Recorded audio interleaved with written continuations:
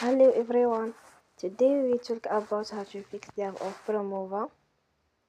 We will go to settings,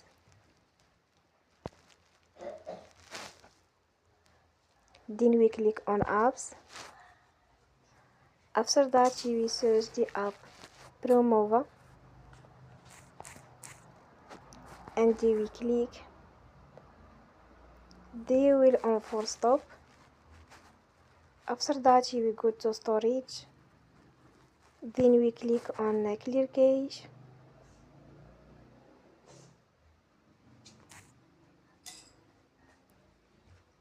You will go to Play Store and they will update you app.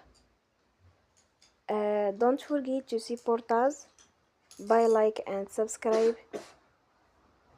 See you next time and thank you for watching.